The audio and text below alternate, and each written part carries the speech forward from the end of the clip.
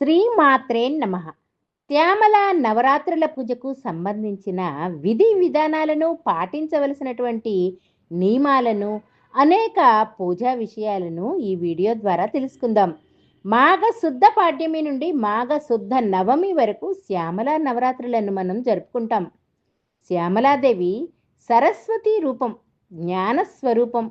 ఈమెను మంత్రిని అంటారు. అమ్మవారికి శ్యామలాదేవి మంత్రి అయితే వారాహిమాత సేనాధిపతి. శ్యామలాదేవి ఉపాసన అనేది దశమహావిద్యలలో ఒక విద్య. ఈ తల్లిని మాతంగి అంటారు. మాతంగి మహర్షి కుమార్తె కాబట్టి ఈ నామం వచ్చింది. రాజమాతంగి, రాజశ్యామల అని కూడా అంటారు. దశమహావిద్యలలో ప్రధానంగా శ్రీ విద్యను ఉపాసిస్తారు. తర్వాత అంత ప్రసిద్ధిగా చెప్పుకునేది మాతంగి శ్యామల ఉపాసన. దశమహావిద్యలలో ఒక విద్యనైనా సాధన చేస్తే మిగిలిన 9 విద్యలు కూడా సులభంగా మనకి సిద్ధిస్తాయని పెద్దలు చెప్తారు. ఈ దశమహావిద్యలలో శ్రీ విద్య ప్రధానంగా శంకరుల వారు వ్యాప్తిలోకి తెచ్చారు. శ్రీ విద్యలో బ్రహ్మజ్ఞాన తత్వం ఉంటుంది. ముఖ్యంగా తాంత్రిక ఉపాసకులు ఈ శ్యామల నవరాత్రులను విశేషంగా జరుపుతారు. విసుగురుడు అనే రాక్షసుని సంహరించి దేవతలలో వారాహి, శ్యామల రూపాలు ప్రధానమైనవిగా లలితానామాలలో మనకి తెలుస్తుంది. అనేక సందర్భాలలో శ్యామలాదేవిని సహస్రనామాలతో ప్రస్తావింపబడి ఉన్నది. అమ్మవారి కుడివైపున శ్యామలాదేవి ఉంటారు, ఎడమ వైపునేమో వారాహిదేవి ఉంటారు. అమ్మవారు ఆమె అనామికా ఉంగరమును రాజముద్రికగా చేసి శ్యామలాదేవికి అలంకరించి ఆమెను ప్రధానిగా రాజ్యభారమంతా అప్పగించింది. అందుకే ఆమెకు రాజశ్యామల అనే పేరు వచ్చింది. శ్యామలాదేవిని ఉపాసించిన వారు విద్యలో రాణిస్తారు. కోల్పోయిన పదవులు, కొత్త పదవులు, ఉద్యోగాలను పొందుతారు. త్వరగా మంత్రసిద్ధిని పొందుతారు. ఏదైనా చెడు ప్రయోగాల నుండి రక్షించబడటానికి ఈ తల్లి ఉపవాసన ప్రసిద్ధిగా చేస్తారు. శ్యామల అభివృద్ధికి, ఎందులోనైనా విజయప్రాప్తికి ఈ తల్లిని ఉపాసిస్తారు. సంగీతంలో ఈమెను ఆరాధిస్తే త్వరగా అనుగ్రహిస్తుంది. గురుముఖంగా దీక్షను పొందితే త్వరగా సిద్ధిస్తుంది. శ్యామలాదేవి బ్రహ్మజ్ఞాన తత్వం గురించి ఉంటుంది. ముఖ్యంగా ఈ తాంత్రిక ఉపాసకులు ఈ శ్యామల నవరాత్రులను విశేషంగా జరుపుతారు. ఈ శ్యామలాదేవి నవరాత్రులను గుప్త నవరాత్రులు అంటారు. ఎవరైతే దీక్ష తీసుకొని ఈ నవరాత్రుల పూజ చేస్తారో, కలశ స్థాపన చేస్తారో వారు అతి రహస్యంగా చేసుకోవలసి ఉంటుంది. వీరు ఎట్టి పరిస్థితుల్లో కూడా తమరు పూజ చేస్తున్నట్లు కానీ, ఏ కోరిక కోసం ఈ పూజ చేస్తున్నారో ఎవరికీ కూడా చెప్పకూడదు. ఇది అతి ముఖ్యమైనటువంటి నియమం. దీక్షగా కాకుండా, కలశ స్థాపన లేకుండా మామూలు నవరాత్రుల పూజ కింద మీరు 9 రోజులు చేసుకుంటే ఇందాక చెప్పినటువంటి నియమం పాటించవలసిన అవసరమే లేదు. ఈ పూజను ఏ సమయంలో చేయాలి అంటే కనుక శ్యామలాదేవి ఆరాధన ఎప్పుడూ కూడా మధ్యాహ్నం 11 నుండి 12 గంటల మధ్యకాలంలో చేయాల్సి ఉంటుంది. అంటే మధ్యాహ్నం భోజనానికి ముందు ఈ పూజను నిర్వహించాలి. ఇది నవరాత్రుల పూజ కాబట్టి సాయంత్రం మళ్ళీ పునఃపూజ చేసుకోవాలి. దీపం పెట్టి ధూపాన్ని, ఏదైనా బెల్లం ముక్కను కానీ, పండును కానీ నైవేద్యంగా పెట్టాల్సి ఉంటుంది. ఒకవేళ 2 పూట్ల కుదరకపోతే మధ్యాహ్నం ఒక్కసారైనా సరే పూజ చేసుకోండి. ఒకవేళ ఉద్యోగరీత్యా, వ్యాపారరీత్యా మీరు ఈ సమయాలలో పూజ చేసుకోవడం కుదరటం లేదండి అంటే కనుక మీరు ఉదయం లేదా సాయంత్రం ఇంటికి వచ్చిన తర్వాత అయినా సరే పూజ చేసుకోవచ్చు. ఈ నవరాత్రులలో 9 రోజులు కూడా ఎట్టి పరిస్థితుల్లోనూ మాంసాన్ని ముట్టరాదు. అలాగే మద్యము, ఇతరతర ఏ వస్తువులను కూడా మీరు దరిదాపుల్లోకి రానివ్వకండి. అలాగే తర్వాత నియమం బ్రహ్మచర్యం తప్పనిసరిగా పాటించాలి. భూశయనం చేస్తే చాలా మంచిది అంటే నేలపడక. ఆరోగ్యరీత్యా నేలపై పడుకోలేనటువంటి వారు మంచంపై పడుకోవచ్చు. తర్వాత నియమం ఏమంటే ఎవరైతే ఈ నవరాత్రుల పూజ చేస్తారో ఉపవాసం ఉండాలా అంటే ఈ పూజకు ఏ ఉపవాసాలు అవసరం లేదండి. మీరు నిష్ఠతో, భక్తితో పూజ చేసుకున్న అనంతరం భోజనం చేయొచ్చు. ఇక తర్వాత నియమం ఎట్టి పరిస్థితుల్లోనూ నవరాత్రుల్లో అనవసరమైనటువంటి వాగ్వివాదాలను పెట్టుకోరాదు. అసత్యం అస్సలు చెప్పకూడదు. నిత్యము కూడా ఆ తల్లి నామస్మరణతో మీరు కాలాన్ని గడిపితే చాలా మంచిది. మీరు ప్రతిరోజు ఆరోగ్యరీత్యా తలస్నానం చేయలేకపోతే ఆఖరి రోజున ఉద్యాపన చేసుకునే రోజు తలస్నానం చేస్తే సరిపోతుంది. ముఖ్యంగా ముత్తైదువులు మీ పాపిటిలో కుంకాన్ని లేదా సింధూరాన్ని తప్పనిసరిగా ధరించాలి.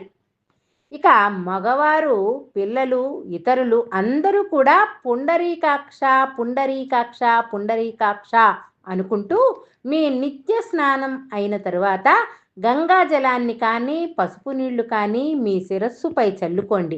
ఈ రకంగా తలస్నానం నిత్యము చెయ్యలేని వారు ఇలా చేయవచ్చు. ఇక తర్వాత నియమం, అశౌచంలో ఉన్నవాళ్ళు, ఏటి సుదకంలో ఉన్నవారు లేదా రజస్వల కాలంలో ఉన్నవారు ఈ నవరాత్రుల పూజను చేయకూడదు. రజస్వల కాలం పూర్తి అయిన తరువాత 5వ రోజున పసుపుతో తలారా స్నానం చేసి ఆ తర్వాత మీరు నవరాత్రి పూజను ప్రారంభించవచ్చు. ఒకవేళ నవరాత్రుల పూజ చేస్తున్న సమయంలో మధ్యలో మీకు ఇలా రజస్వల వచ్చి ఆటంకం కలిగితే మీ భర్త గాని, పిల్లలు గాని దీనిని ముందుకు కొనసాగించవచ్చు.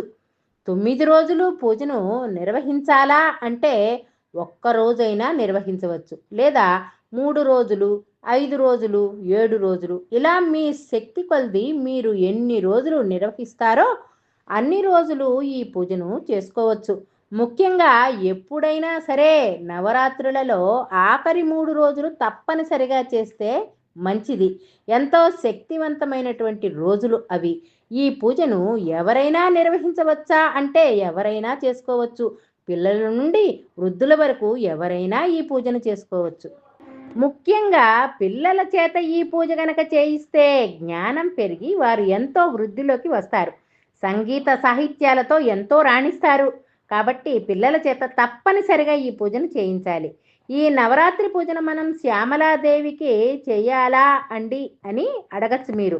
దుర్గాదేవికి, ఇంకా ఏ ఇతర అమ్మవారికైనా సరే ఏ రూపానికైనా చేసుకోవచ్చు ఈ పూజను. అంటే అమ్మను ఎలా ఏ రూపంలోనైనా కొలవవచ్చు. అది లలితా స్వరూపం కావచ్చు, దుర్గా కావచ్చు, లక్ష్మీదేవి కావచ్చు, సరస్వతి కావచ్చు, పార్వతీదేవి కావచ్చు. ఇలా ఏ రూపంలోనైనా సరే మీరు ఈ నవరాత్రి పూజను చేసుకోవచ్చు. కలశం, అఖండ దీపం పెట్టాలా అంటే అది అవసరం లేదండి. మీరు నిత్య పూజలాగా ఈ నవరాత్రి పూజను చేసుకోవచ్చు. మనం పెట్టుకోవాలనుకుంటే పెట్టుకోవచ్చు. నియమాలన్నింటికీ కఠినంగా పాటించవలసి ఉంటుంది. పాటించగల శక్తి, ఆరోగ్యం మనకు ఉంటే తప్పనిసరిగా పెట్టుకొని పూజ చేసుకోవచ్చు. అమ్మవారి పూజ నిర్వహించుకోవడానికి మనకు ముఖ్యంగా కావలసినవి అమ్మవారి ఫోటో, ఎర్రని పుష్పాలు. అమ్మవారికి ఎర్రని పుష్పాలంటే చాలా ఇష్టం అన్నమాట. పూజ చేసేవారు ఆకుపచ్చ రంగు లేదా చిలుకాకుపచ్చ రంగు వస్త్రాలను ధరించాలి. చేతికి నిండుగా గాజులు తప్పనిసరిగా ఉండాలి. నుదుటిన కుంకుమ బొట్టు, పాపిటిలో సింధూరం, మెడలో నల్లపూసలు, కాలికి మెట్టెలు, తలలో పువ్వులు ఇలా సుమంగళి తత్వానికి సంబంధించిన వస్తువులన్నింటినీ ధరించి ఈ పూజను నిర్వహించాలి. ఇక మిగిలిన వస్తు సామాగ్రి మొత్తము మీ ఇంట్లోని నిత్య పూజకు సంబంధించినవే. కేవలము అఖండ దీపం, కలశం పెట్టుకునే వాళ్ళు మాత్రం కలశానికి కొబ్బరికాయ, అలాగే అఖండ దీపానికి ఒక పెద్ద ప్రమిద తెచ్చుకుంటే చాలు. మీరు దీపారాధన ఆవు నేతితో కానీ, నువ్వుల నూనెతో కానీ చేయండి. ఇలా 9 రోజులు పసుపు గణపతి చేయాలా అంటే అక్కర్లేదండి. మీరు గణపతి ప్రతిమ లేదా ఫోటో కానీ పెట్టుకొని ఆయనకు ప్రార్థనా పూజను నిర్వహించుకోవచ్చు. ఇక ప్రసాదాల విషయానికి వస్తే బెల్లంతో చేసే పాయసం అంటే చాలా ఇష్టం. కాబట్టి శ్యామలాదేవిని ఆరాధిస్తున్న వారు బెల్లం పాయసం నివేదన చేయవచ్చు. మీ శక్తి కొలది ఏ ప్రసాదాన్నైనా సరే నివేదన చేయవచ్చు. ఒకవేళ ఏది చేసే సమయం లేకపోతే బెల్లం ముక్క లేదా ఒక పండు, అది కూడా లేకపోతే డ్రై ఫ్రూట్ కానీ ఏదైనా సరే మీరు అమ్మవారికి నైవేద్యంగా పెట్టుకోవచ్చు. పూజ చేసుకునేవారు 9 రోజులు కూడా దేవుని మందిరంలోనే ఫోటో పెట్టుకొని పూజ చేసుకోవచ్చు. లేదు అంటే వేరుగా ఒక పూజా పీటను ఏర్పాటు చేసుకొని దాని మీద పూజను నిర్వహించవచ్చు. 9వ రోజున ఉద్వాసన చెప్పవలసి ఉంటుంది. నైవేద్యం పెట్టి, తాంబూలం పెట్టి ఆ తర్వాత చీర, రవిక, తాంబూలం, గాజులు అన్నింటినీ సమర్పించాలి అమ్మకి. ఇవి అన్నీ లేకపోయినా వట్టి తాంబూలమైనా పెట్టుకోవచ్చు. ఆ తర్వాత మంత్రపుష్పం చెప్పుకొని ఆఖరుగా కలశాన్ని లేదా పూజాపీఠాన్ని 3 సార్లు కదపాలి.